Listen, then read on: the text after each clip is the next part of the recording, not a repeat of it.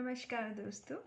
साल के इस अंतिम पड़ाव में 2020 के इस सफ़र में बहुत कुछ सीखने को मिला, बहुत कुछ जानने को मिला। हम एक दूसरे को बहुत कुछ जान पाए, बहुत कुछ समझ पाए और कई रिश्ते ऐसे हैं जो कहीं टूट गए तो कहीं जुड़ गए, कहीं बिखरे हुए रिश्ते बन गए और कहीं बने हुए रिश्तों की असलियत सामने आ गई। ये साल यूँ कहे कि बहुत कुछ सिखा गया है तो गलत नहीं होगा। रिश्तों के मायने हमें सिखा गया है, रिश्तों की हकीकत हमें बता गया है और हम क्या कर रहे हैं इसका आत्ममंथन करना हमें बता गया है। क्योंकि कोरोना था तो भगवान से मेरी प्रार्थना है कि इसके बाद जो भी दिन आए, ये तो जो होना था वो तो हो चुका, इसका हम कुछ भी नहीं कर सकते, इरेज नहीं कर सकते हैं, लेकिन हमने जो कुछ सीखा उसको साथ में लेके चले और आने वाले जीवन में हम एक नया उदाहरण प्रेषित करें। ऐसी मेरी ईश्वर से विनती है कि सन्मार्ग पर प्रेरित करें ताकि हमसे ऐसी गलतियां दोबारा न हो जो हमें फिर से भुगतनी पड़ जाए। तो जितना हुआ शुक्रिया भगवान का कि कुछ न कुछ सिखा गया है। आगे बढ़ते हैं। कोरोना की अगर बात चलती है तो मेरी एक फ्रेंड को भी कोरोना हुआ रिसेंटली, कल ही उससे मेरी बात हुई। तो उसका ये कहना था कि किसी न किसी कारणवश कोई ना कोई कर्म ऐसे हुए होंगे जिनको मैं भुगत रही हूँ। मैंने उससे पूछा कि ऐसा क्या कारण रहा होगा, क्योंकि तुम इतनी अच्छी स्वभाव वाली हो। एक्चुअली वो बहुत अच्छे स्वभाव वाली है, किसी का दिल से भी बुरा नहीं चाहती है, तो फिर कौन से कारणवश उसे भुगतना पड़ा, कौन से कर्मों का फल है ये।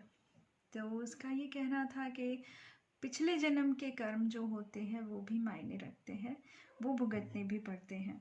मैं कोई आध्यात्मिक गुरु नहीं हूँ, ना ही मैं कोई मोटिवेशनल स्पीकर हूँ, लेकिन मैंने अभी तक का जो अनुभव किया है उसको अगर देख के मैं आपसे बात करूँ तो मुझे ये लगता है कि ये कौन डिसाइड करता होगा कि ये कर्मों का फल भुगत रहा है इंसान।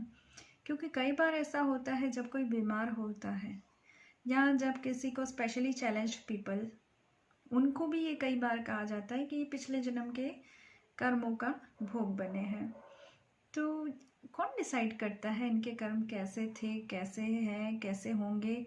ये भगवान के सिवा हम इतने बड़े तो नहीं हो सकते कि हमने डिसाइड कर लिया। तो इसकी तह तक अगर जाए तो मुझे ऐसा लगता है कि कुछ न कुछ जानने को मिलेगा। इसलिए मैंने बहुत सोचा और मैं ये साझा करना चाहती हूँ सारे एक्सपीरियंस अपने कि मैं ये क्यों कह रही हूँ कि कर्मों का फल भुगतना इसको नहीं कहते हैं, या फिर मेरा ये मानना नहीं है कि भाई कर्मों का फल आपको इस तरह से मिलता है। क्योंकि देखा जाए तो कृष्ण भगवान है, राम भगवान है, ये अगर हम आध्यात्मिक उदाहरण लेते हैं जो हमारे सामने सदियों से किताबों में लिखे हुए, ग्रंथों में लिखे हुए हैं, जिनको हम फॉलो कर रहे हैं और जिनकी कथा को हम यकीनन सत्य मानते हैं और शायद है भी, लेकिन हम उनमें से क्या ले रहे हैं वो भी देखने वाली बात है। कि जब हम ये देखते हैं कि राम भगवान ने इतने दुख देखे, वन में गए और सीता माता जी का हरण हुआ और फिर आते हैं, फिर सीता माता को त्याग देना वगैरह वगैरह, इतने दुख अगर भगवान देखते हैं तो वो भी कर्मों से छूटे हुए नहीं हैं। दूसरी तरफ अगर कृष्ण को देखते हैं कि उसकी हत्या का प्रयास किया जाता है, बाल्यकाल से ही उसे मारने का प्रयास होता है। जन्म तो जेल में हो रहा है, माँ से बिछड़ के दूसरी माँ की गोद में, फिर 14 वर्ष के होते हैं, फिर माँ से बिछड़ना यशोदा माँ और नंद बाबा से बिछड़ना, राधा से बिछड़ना। तो ये सारा कर्मों का लेखा जोखा जो है, जो भुगतने का आता है, मुझे ये लगता है कि इसका हिसाब किताब रखने की क्या हम में क्षमता है, क्या हम इस काबिल हैं कि इस बात का हिसाब किताब रखें किसने कौन सा कर्म किया है। दोस्तों, गीता में स्पष्ट कहा गया है कि जब भगवान की खुद की अगर वाणी मानते हैं तो उसमें स्पष्ट कहा गया है कि जो कर्म है उनका फल इंसान किस रूप में भोगता है। तो वो एक तरह के नर्क बने हुए हैं जिनको भोग कर, या फिर ऐसी योनियां बनाई गई है जिनको भुगत कर इंसान आगे आता है। तो अपने कर्मों की अगर वो वहीं पर सज़ा प्राप्त कर लेता है तो उसे फिर से पृथ्वी पर आकर उस कर्म को भुगतने की ज़रूरत कहाँ पड़ जाती है। जैसे एग्ज़ामिनेशन होती है तो एग्ज़ामिनेशन का जो रिज़ल्ट है वो थोड़े दिनों में ही आ जाएगा। ऐसा तो नहीं है 1-2 साल के बाद आपका रिज़ल्ट आ रहा है तब तक आप बीए और क्लियर हो गए हो, ऐसे तो कुछ नहीं होता है। तो मुझे ये लगता है कि ये सारी परीक्षाएं हैं हमारी, जो कर्म हम फेस कर रहे हैं। जैसे राम जी ने अगर वनवास मिला तो वहाँ जाकर सुग्रीव का जो है साथ दिया और उसे उस तकलीफ से मुक्त किया। फिर हनुमान जी और राम जी का मिलन हुआ। फिर सीता हरण से रावण का नाश होना संभव हुआ। तो ये चीज़ें जो है वो बताती हैं कि कुछ न कुछ हमारे जीवन में अगर घटित होता है तो उसके पीछे एक चुनौती है जिसे हमें स्वीकार करके आगे बढ़ना चाहिए। कितनी बड़ी बात है कि जब राम जी का राज्याभिषेक होना था और उन्होंने स्वीकृत कर लिया कि मैं वनवास जाने के लिए ठीक तैयार हूँ और खुशी खुशी, तो ये बहुत बड़ी बात है कि आप चुनौती को कैसे एक्सेप्ट करते हैं, कैसे फेस करते हैं। दूसरी तरफ अगर हम बात करते हैं कृष्ण की, तो जैसे ही वो जेल में से फिर वो वसुदेव जी लेकर चले जाते हैं उनको यशोदा माता के पास में। तो अगर वो यशोदा माता के पास में नहीं जाते तो उन्हें माँ का जो प्यार है, जो दुलार है, जो माखन चोरी की लीला है, जो गाय गौपालन का महत्व, ये सब कैसे वो बताते।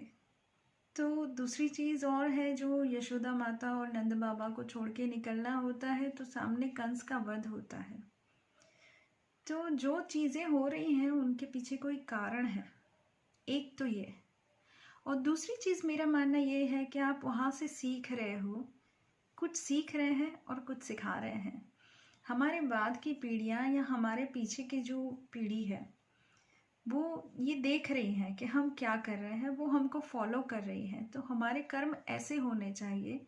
ये भगवान ने एक उदाहरण रखा है कि दुख हो, तकलीफ हो, उसे फेस करके आगे कैसे बढ़ना चाहिए वो बताया गया है। नेक्स्ट अगर हम लेते हैं कोई बीमार व्यक्ति या कोई अपाहिज व्यक्ति, तो ऐसे कितने ही नाम हैं जिन्होंने अपनी जीवन की इस व्यथा को व्यथा न मानते हुए चुनौती मानकर आगे बढ़ना ज़्यादा बेहतर समझा। उनमें से कुछ फेमस नाम अगर मैं लेती हूँ तो स्टीफन हॉकिंग्स है, फिर सुधा चंद्रन, हेलन किलर, भरत कुमार, स्पर्शा। ये कुछ ऐसे नाम हैं जिन्होंने अपनी ज़िंदगी में जो प्रकृति की मार है उसको मार न कहकर उसे एक चुनौती, एक मौका, एक संघर्ष समझकर स्वीकार किया और उस संघर्ष को हंसते हुए पार किया। उसके अलावा अगर आप देखने जाए तो जैसे एक अमिताभ बच्चन जी को ले लेते हैं हम। अमिताभ बच्चन जी का क्या रोल रहा, 30 साल, पिछले 30 साल से वो जो तकलीफ से गुजर रहे हैं, जो बीमारी उन्हें परेशान किए हुए हैं, उनके चेहरे से आप उनकी तकलीफ, उनके अंदर की थकन का अंदाज़ा नहीं लगा सकते। कई बार हमें जब उनकी तकलीफ़ का पता चलता है तो सैल्यूट करने का मन करता है कि इस उम्र में भी वो इतनी तकलीफ़ें झेलते हुए भी इस तरह से आगे बढ़ रहे हैं, अपनी ज़िंदगी को एक चुनौती मानकर स्वीकार कर कर हंस के आगे बढ़ रहे हैं और दुनिया को हंसा रहे हैं, एंटरटेन कर रहे हैं। यही उनकी ज़िंदगी का असली मकसद मानो तो भी सही है। दूसरा उदाहरण हम लेते हैं युवराज सिंह। रेयर टाइप के कैंसर को उन्होंने मात दी और आगे बढ़े, क्रिकेट में फिर से अपना बल्ला घुमाया।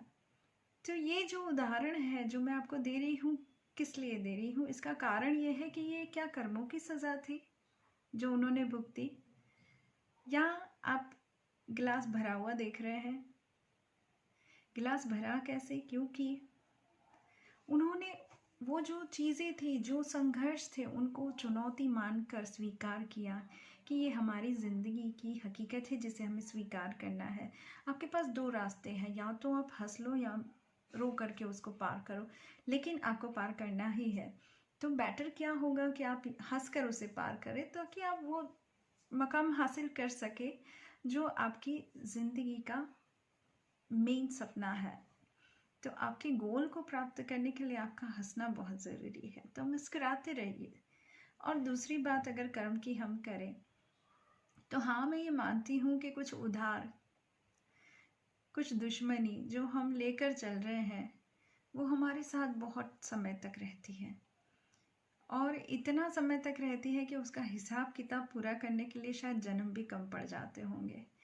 तो बेटर है हम ये सारी दुश्मनियाँ भुला करके नए साल में नई शुरुआत करें, किसी से उधार का हिसाब न रखें और सारे हिसाब अभी ही क्लियर कर दें, ताकि हमारे जो कर्म है वो बिल्कुल साफ सुथरे हों और हमारे कर्मों के रास्ते में जितने भी कांटे हैं उनके बीच में हम फूल उगाना सीख जाए। फूल की महकती जो कोमलता है वो हम सभी को स्पर्श करके अनुभूति देती है कि ये भी एक दुनिया है कांटों के बीच में। तो मैं उम्मीद करूँगी कि आप सभी लोग मुस्कुराते रहें, खुश रहें, महकते रहें फूलों की तरह। और कांटे तो आने जाने ही है, उनसे घबराना क्या।